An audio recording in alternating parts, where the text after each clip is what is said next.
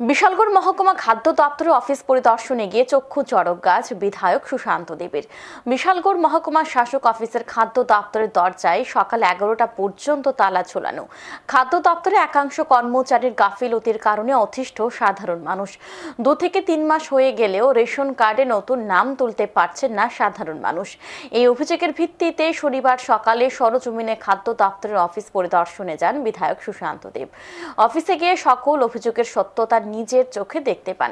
ফাঁকিবাজ কর্মচারীদের সিপিআইএম সকল কালচার ভুলিয়ে যাওয়ার হুঁশিয়ারি দেন বিধায়ক। জনগণ সঠিক সময়ে সঠিক পরিষেবা থেকে যেন বঞ্চিত না হয় সেই বিষয়ে সতর্ক থাকার জন্য কর্মচারীদের নির্দেশ দেন। বিধায়ক সুশান্ত দেব জানান, বিশালগড় মহকুমা শাসক অফিসের খাদ্য দপ্তরের কাজকর্ম নিয়ে দীর্ঘদিন ধরে কিছু অভিযোগ ছিল।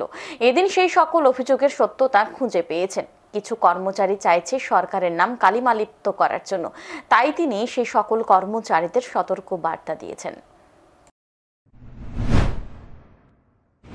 আমাদের সরকার চাইছে সাধারণ মানুষকে সঠিকভাবে নাগরিক পরিষেবা দেওয়ার জন্য, এবং কিছু কর্মচারী চাইছেন সরকারকে বদনাম করার জন্য, হয়তো এরকম আমার মনে হচ্ছে।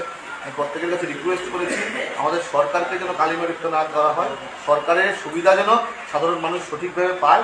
আমাদের সরকার চাইছেন মানুষকে সঠিক পরিষেবা দেওয়ার জন্য। বাম আমলের যে কালচার, সিপিএম আমলের যে কালচার, সেই কালচার থেকে আমাদের দূরে আসতে হবে, মানুষকে সঠিক নাগরিক পরিষেবা।